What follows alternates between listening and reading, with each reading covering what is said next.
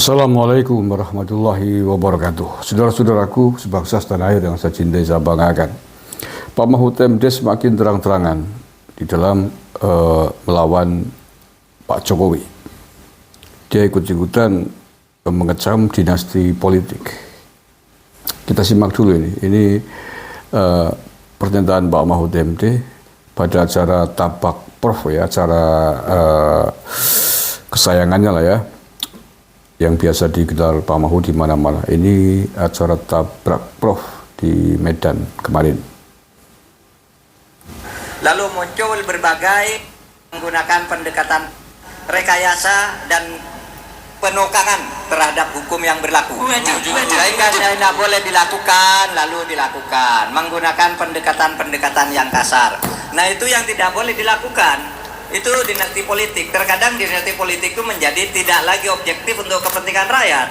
Lalu muncul berbagai langkah-langkah dari seorang yang menjadi induk dari dinasti politik itu untuk melakukan pemenangan atas dinastinya sendiri. Itu yang tidak boleh, dan itu sebenarnya jorok kalau dilakukan oleh pemerintah sebesar Negara Kesatuan Republik Indonesia. Oke.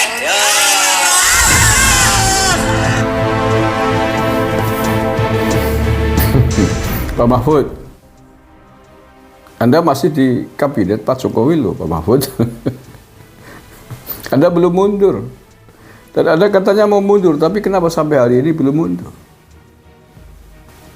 Apa nggak risih?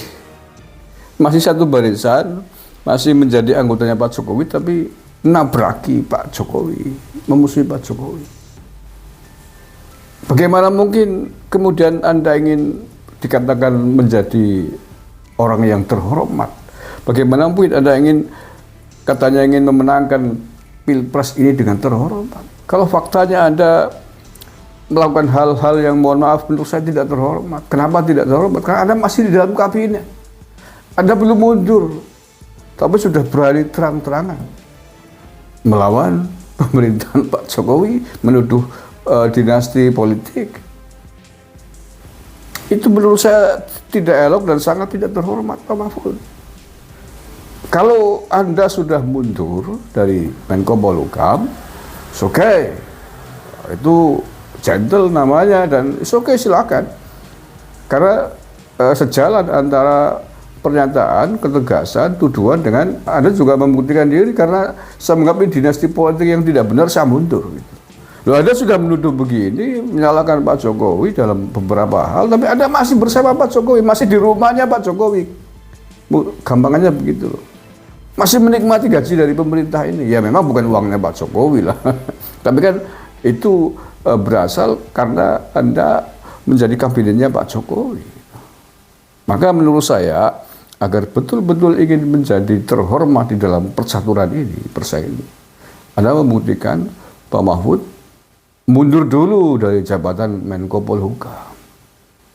It's okay. Gak ada yang protes. Anda mau mengkritik apapun, it's okay.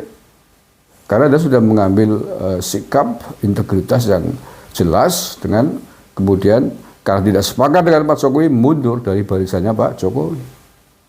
Mestinya begitu.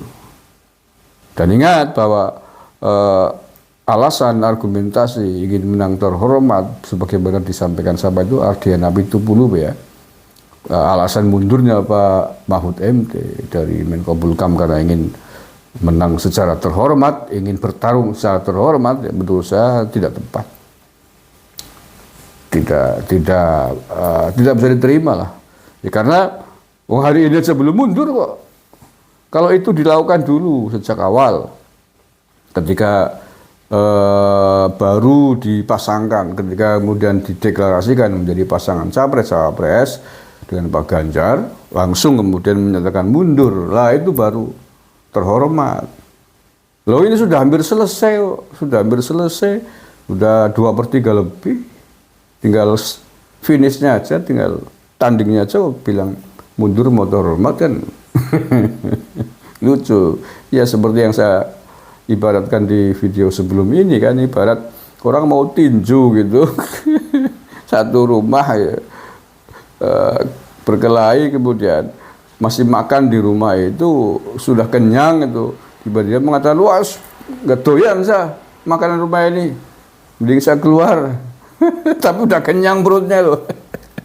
Kan lucu gitu loh. Kalau itu disampaikan sebelum bergabung, so oke. Ya, oke, kita tunggu keseriusan Pak Mahfud MD mau mundur dari kabinetnya Pak Jokowi. Sampai hari ini belum dilakukan, entah kapan. Katanya sudah mau mundur. Kalau saya malu. Sejak Pak Mahfud MD mengatakan mau mundur dari kabinetnya Pak Jokowi, atau bahkan sejak beliau mengkritik terang-terangan ke Pak Jokowi pada debat Cawapres kemarin, itu menurut saya sudah kehilangan muka di hadapan Presiden. Saya nggak tahu pasca peristiwa itu, pasca kemudian terang-terangan melawan Pak Jokowi begini, mengkritik Pak Jokowi, apakah masih punya muka ketika bertemu dengan Pak Jokowi? Dan apakah masih kemudian bisa diharapkan tugas-tugas yang diemban sebagai Menko Polhukam menguntungkan Pak Jokowi? Kalau saya jadi Pak Jokowi sudah bersikap tegas, tak berhentikan. Iya loh. Kalau saya jadi Pak Jokowi tak berhentikan sejak terang-terangan tidak sejalan. Apa masalahnya? Berbahaya dong. Berbahaya bukan hanya saja berbahaya secara politik, karena dia pemain ikut menjadi Cawapres, tapi pada hal-hal lain yang lebih krusial demi kepentingan bangsa dan negara. Bisa ikut memainkan, bisa menyalahgunakan jabatan untuk melawan presidennya. Itu kalau saya jadi Pak Jokowi, karena sudah jelas-jelas menunjukkan sikap perlawanan. Tapi nggak tahu Pak Jokowi memang terlalu baik ya dengan menteri-menterinya ya. Orang di dalam rumah sudah jelas-jelas melawan. Menerima orang yang mau melengsarkan, masih dibiarkan. Menurut saya kan luar biasa itu. Itu nggak bisa dibayangkan kalau itu terjadi pada era Orde Baru. Pasti sudah langsung disikat sejak itu, langsung dipecat dari menteri. Ya berbahaya lah, berbahaya bagi bangsa dan negara. Tiba-tiba breng. Kalau kemudian membocorkan semua rahasia-rahasia negara, gimana coba? Lah ya, karena sudah tidak sejalan dengan presiden. Membocorkan rahasia-rahasia presiden misalkan, kan sangat mungkin. Ya ini belum apa-apa juga sudah ikut menyerukan kur bersuara tentang dinasti politik. Kan sudah terang-terangan, ibaratnya sudah kuda-kuda lah, sudah deklar perang dalam tanda petik, perang politik. Ya sudah.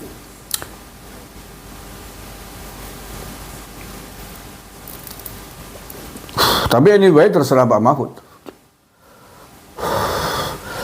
Dia mau mundur atau tidak mau mundur, rakyat menilai. Dan itu akan berpengaruh pada elektabilitasnya. Dia mengatakan mundur, walaupun sudah terlambat, juga berpengaruh. Dia tetap di situ ikut menikmati kue kabinet, sementara sudah bertentangan dengan presidennya, sebuah hal yang sangat tidak terhormat, dan itu pun akan berbuah pada elektabilitas pasangan 03. Terima kasih. Assalamualaikum warahmatullahi wabarakatuh.